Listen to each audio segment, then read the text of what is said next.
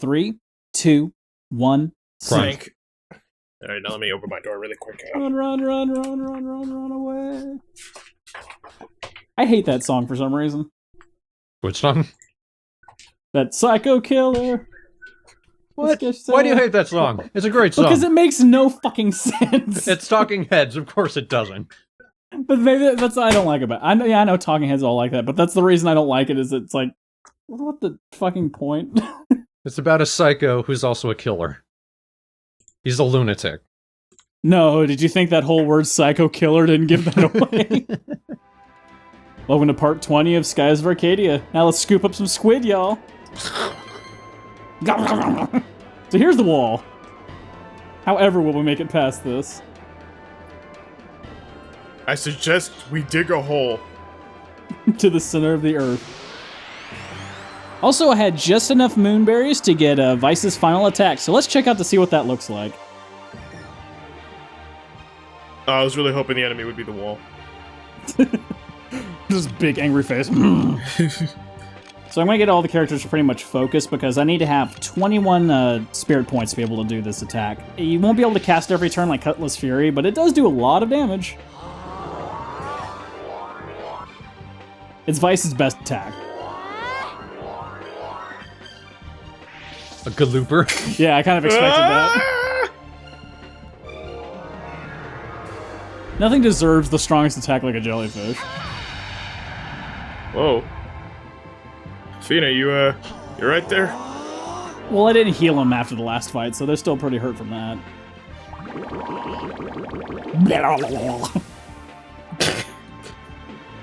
Let's try this.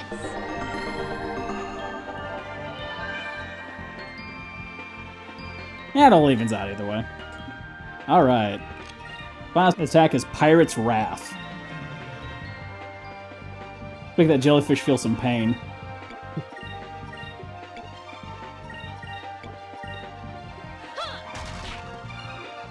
In the meantime, if you're wondering... Oh, here we go. So, this is the final attack. You teleport to another planet. And become Thor. Okay. Space flying. What the fuck? What? Oh my god! Yeah! Vice! That was too much! That attack was metal as shit. And he's just like, magic! I say the same fucking thing. Like, did he just break outer space and fly through it at the same time? I just imagine Fina bashing a jellyfish on the ground with a giant pan trying to kill it. Why won't you go away? And just making squeaky sounds. But if you're curious what murder looks like... Oh, hey, I'm glad I had to fight an inch away from where I need to go. Euphotoma, yeah, that looks like murder. Moonstone Kane immediately. Mission accomplished. Fina jumps off the ship, starts panning everyone. I'm helping. The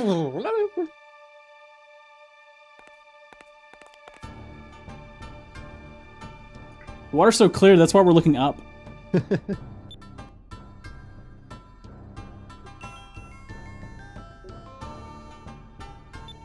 Points his dinghy, that one? You guys are idiots.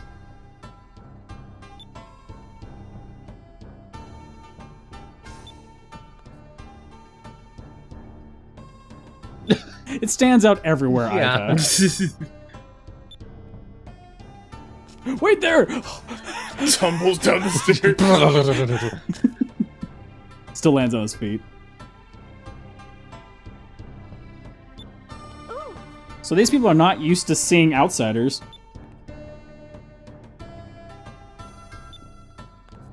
Yay, we invaded! Yeah. I have my celebration move too, shut up. Hang on, we're dancing. Hold on, Moonstone can't. Vice, no! I'm different because I have facial hair.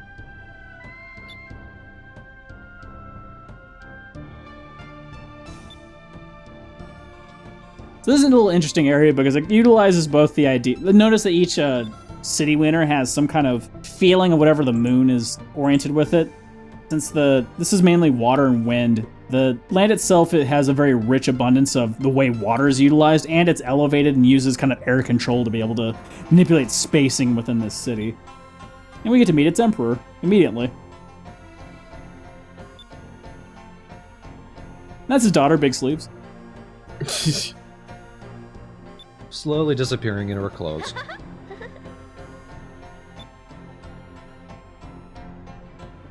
Let's see if you can guess who the evil characters are in this scene.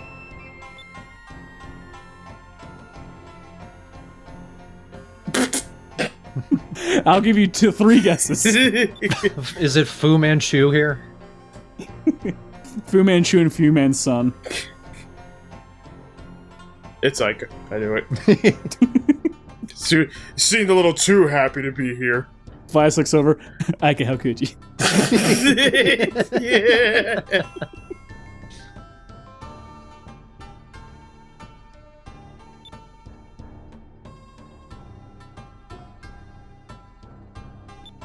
So we find out it's just simple enough where it's just like, oh, we keep the Blue Moon Crystal, whatever you call it, inside of this sealed dungeon if you want to go get it. I'm like, oh, well, there's that. It is filled with what we call puzzles. Probably related to wind and or water. Mostly water.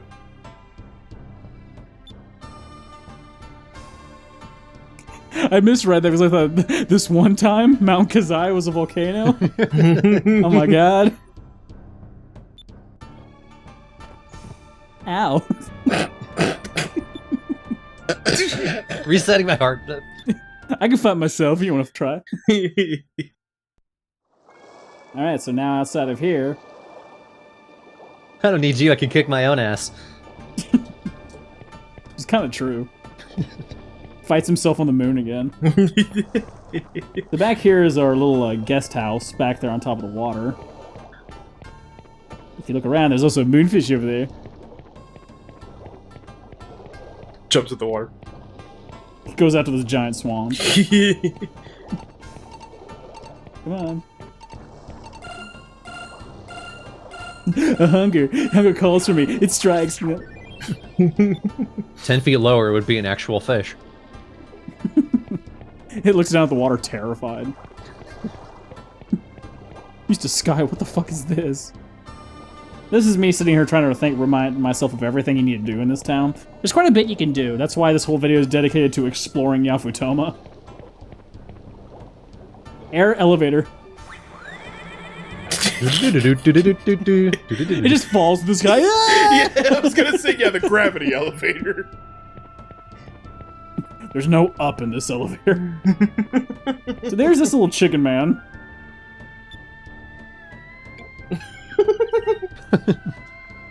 So depending on what you say, he just repeats it over and over again. So if you say kind of tasty, he just repeats that over and over again. It is kind of cute, in my strange thoughts. I like how Ica had to be like, yeah, don't teach him any bad words, Vice. Vice 6 has a list. Son of a bitch! Oh.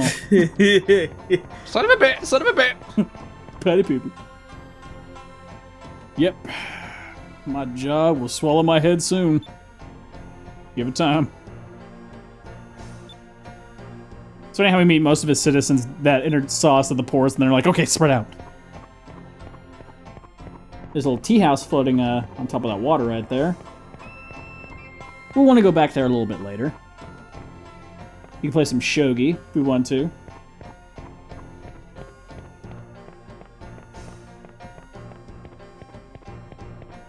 This place does look really cool. It's cool, but there's one part that kind of upsets me. It's this patch of just green. There's nothing here.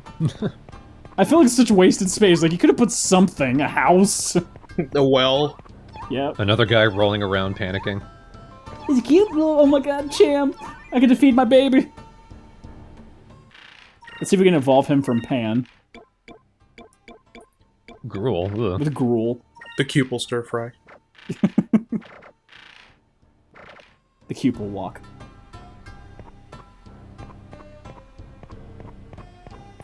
So if we go on the other side with all those little hovels over there, those are all going to be the various shops in town. We also have this older sister beating up on this younger sister. Talking a little bit about these tub boats. Not tugboats, but tub boats, which are available to you as a way of transportation through this particular city.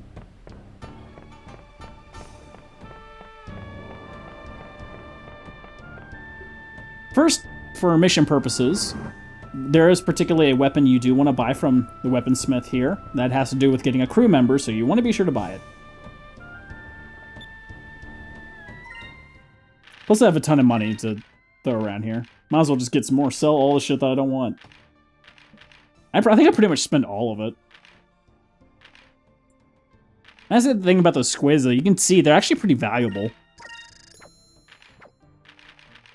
Does your inventory have an actual limit? Nope. Go to town. Thus the entire Let's Play makes sense. Well, I have a ship to throw all this shit in, I assume. Where did you get the gruel? The gruel's a fish. Oh. I thought that's what happens when you get a cook on your ship. Polly, this is why we're firing you. Which I'm not lying, we're gonna be firing her soon. You mean we get a better cook? In my opinion, yes. We find Sanji? Sanji's not gonna like that! Oh. It's like you had to bring that up. We basically find this world's version of a Sanji, I guess. Honestly, this world's version of a Sanji is that fat pirate who turned his flying ship into a restaurant. So what we do need to buy is the Surin blade. That is quest related, and it's also better than the blade I currently have, so might as well. By like a whole 4 points. Wait. Wait for it to linger. There we go. Vice just forgot how to equip. He's trying to hold both of them. I can make this work. Now, if you notice, I'm keeping all the stones on red and yellow, because if for blue, red and yellow is their weaknesses. That's right, for water, fire is a weakness. Evaporation. Still doesn't make a whole lot of sense. You're used to Pokemon logic. Pretty much.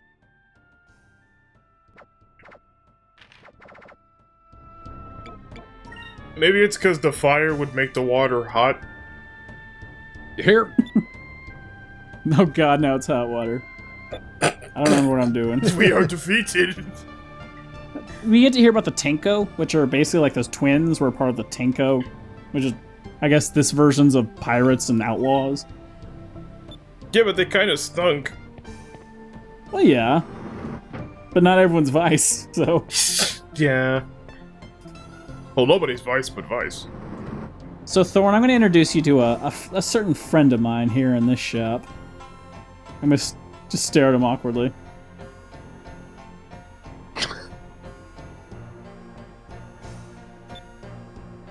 Tiny little man.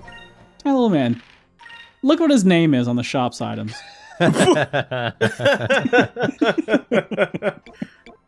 Give me 500 years, that's what I'll look like.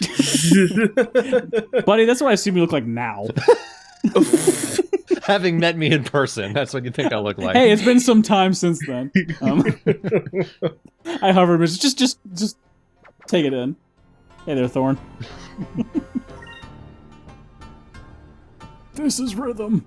Clap, clap, clap.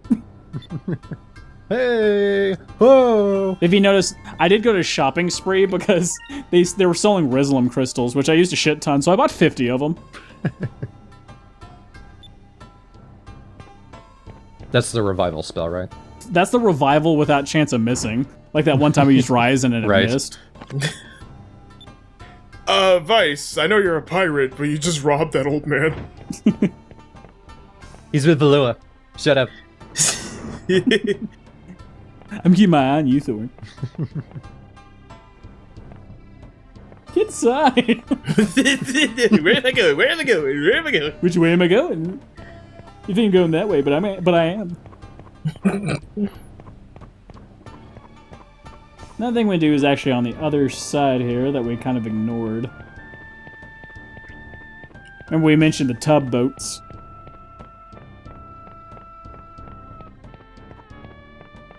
We go over, notice there's some chests over there that we need to be able to reach, but we currently can't. Don't ignore me. Hey there, Andros. We get in our tub boat. The hell? Whoa. So, to be able to get that treasure chest, we need to be able to get to this other dock. But this part's just a little tedious. Especially when I stand there and just think. I spent a lot of this trying to remember everything, because if you miss some stuff, it does make me sad if you miss stuff. This part's just kind of more like a really. First you gotta open up the bridge.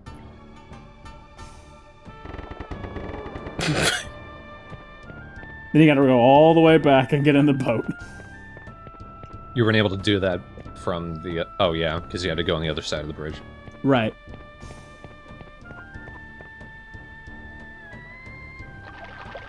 And it's really the only purpose of lifting the bridge up, so... Why do I get the feeling that when you get there, it's gonna be something that's not worth it?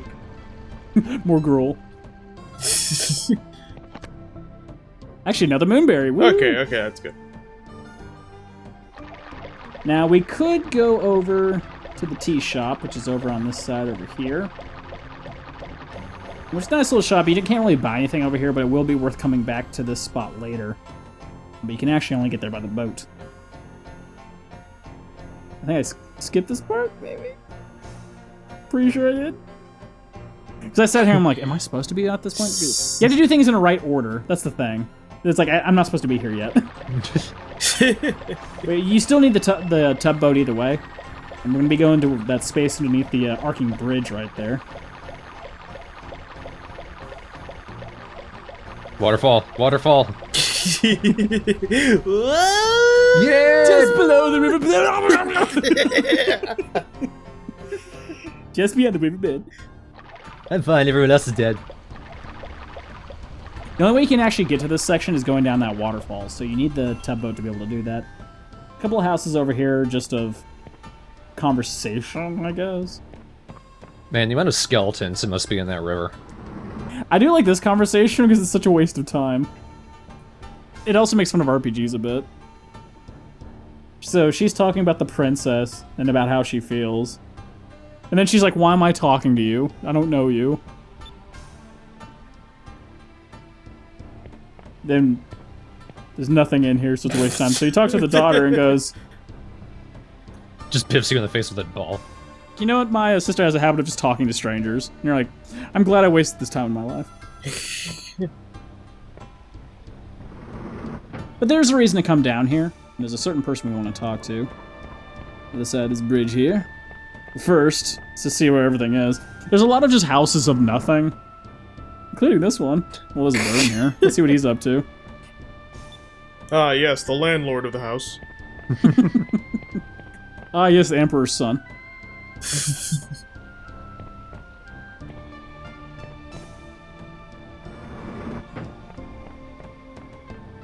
You notice this unfinished house on the other side of this area. We actually saw this woman over there at the dock when we first entered. Kirala. It's interesting when it doesn't say Kirala. But simply speaking to her and agreeing that her craftsmanship is just divine, she automatically offers to join your crew as a shipwright. To basically take her ideas of building things amazingly and bring them to the Western world and show how awesome she is. And you get no choice in it. If you just respond that way, she just automatically joins. I tore it apart with my bare hands. And I ate the nails. I'm as tough as nails because I eat them. As builder. I love when they quote things like, that's not really what they're, a builder. Diplomat. Whatever. Shipwright. Those ducks are going nuts. So we go into this teacup to go back up. This seems like a very inefficient system. This is why it's inefficient. We make it all the way up here. It's like, oh, this is cool. Another boat. I'm sure this leads somewhere important. Oh god, another waterfall. Why? Some people must have died from this transportation, just flipping over. Stupid. So now that we've completed talking to her, now we can head over to the tea shop. I mean, we could before, but there's a point now. I'm guessing her sister is in the tea shop. That is correct. Her younger sister is the cook of the tea shop here. Here she is. Decidedly not cooking. Well, there's not many people in there, to be fair. So, little sister actually works as a cook, and now that Kiralla's agreed to join our ship now, she will as well. And she's actually a really good crewmate, too, so it's worth it. Actually, both of the sisters are really good, based on their abilities alone.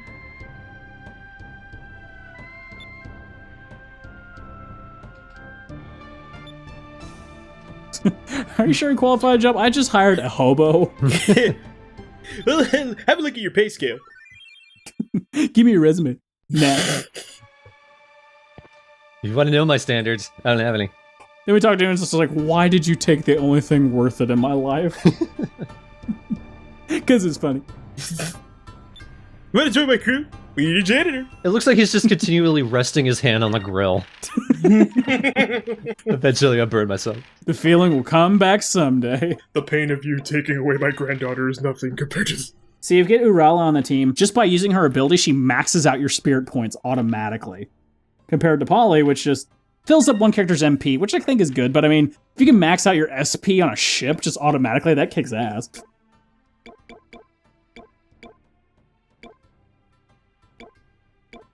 Okay, under delegate, I thought it said pinata, and I was gonna say, why would Vice have a pinata?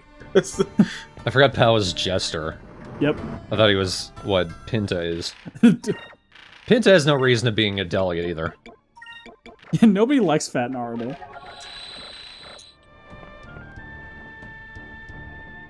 I did miss an opportunity picking up our next Jester, which is a woman dancer that's in Ixataka, but we'll need to complete a quick little thing at Sailor Island later to pick her up.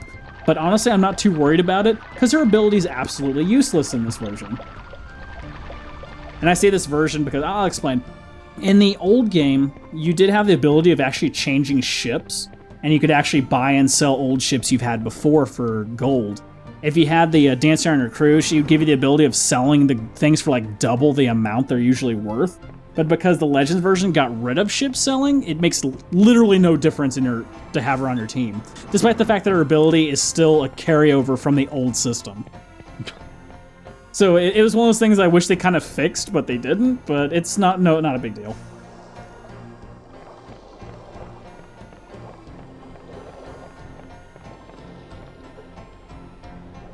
Just poking him in the face. Is this help?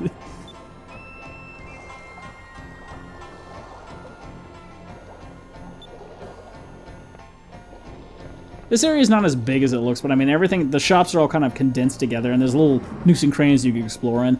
We do have to talk to this guy eventually, the ship right here. He does have some pretty good equipment, but also he's the one who's going to take us to Mount Kazai, where the dungeon is.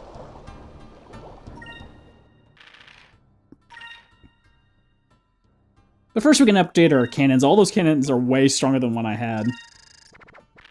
I'm running out of gold pretty fast. So we're going to sell all that shit. I really want that torpedo. Plus I don't like being out of gold, damn it.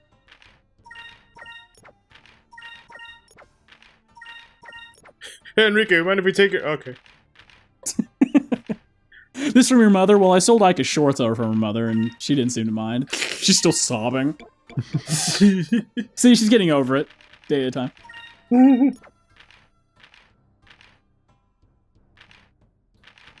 Crystal ball as in a disco ball? It shoots ice. And no, I'm never using a bomb thorn. Never. Use it on yourself. Go to the moon and do it, whatever the hell you did in that fight. Look, I summoned lightning and traveled through space to cut with pirate accuracy. You seriously became Thor. That's what happened. Well, he did say behold, and it was worth it. See, I bought that Yavatoman Alcove, which designs your ship with a little more of a Yavatoman look to him. I didn't equip it because it doesn't boost any stats, but I have it. Because why not? You're not at risk of losing space, stuffing whole ship parts into there. Into my pockets.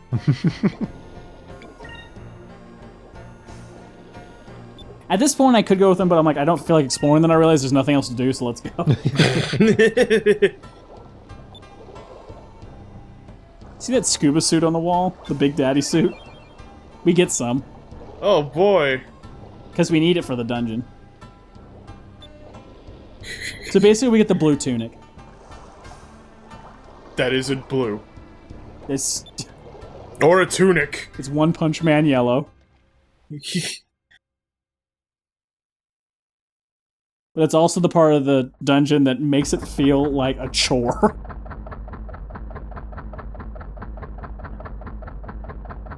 You want to hear an accordion song? So this particular land, the reason we're taking this ship is that it's so sacred that we can't land our own ship there. But they can land theirs, okay. Oh yeah, because it's, yeah, sacred. Also, this is one of the rare scenarios where we actually get to see the Gigas in advance.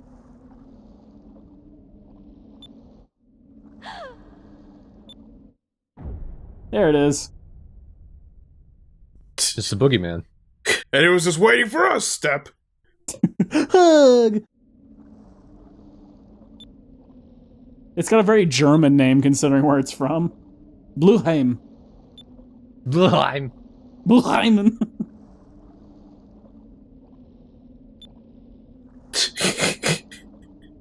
Wow, imagine how tough it would be without our badass laser ship. Wow. Man, I sure hope it never awakens or anything. Hope those evil people don't do anything evil.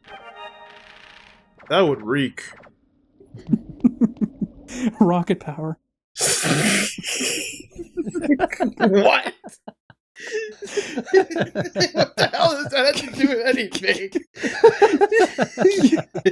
You had to give the most 90s response, so I just said what it reminded me of. That would be something they would say in that show. Oh, that would reek. Yeah, but reek is, like, some people still say that. Like, no, oh, they fucking don't. Like, I haven't met anyone outside of, like, Chuck E. Cheese. Well, yeah, I'm sure no one in Dallas says it. What, did people say reek a lot where you're from? Well, I don't meet people. See, that's not a fair analysis. I mean, it's a normal word, though. I don't know why rocket power was what you went to. It's just so random.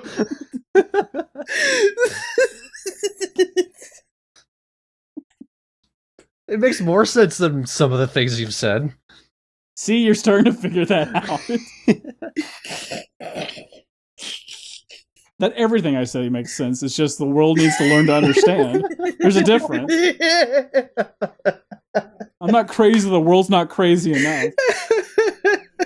Oh my god. That was a short video, though. It's like 30 minutes. Yeah.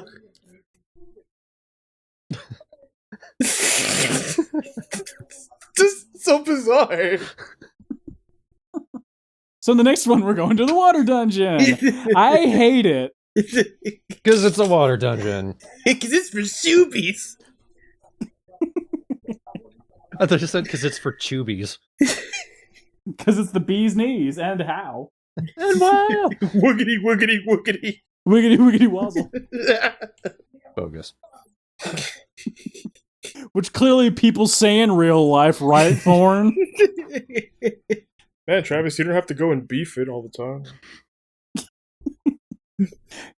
Okay, that's enough. This is getting into a territory that I don't want. We found his limit, ladies and gentlemen. Rocket power. I hate rocket power. I don't care. Who of us fucking brought it up, Travis?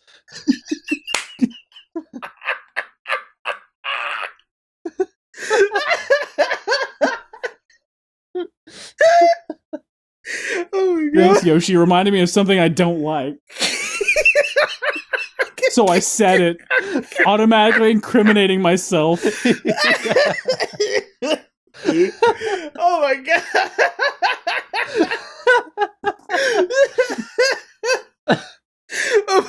Of all the things that fucking irritate you, I fucking hate rocket power. Bro gets beefing. Squid. Oh my god. It just comes from my classic hatred of shows trying to be too cool. I understand. It's just funny to me. Oh my god. we can end it now.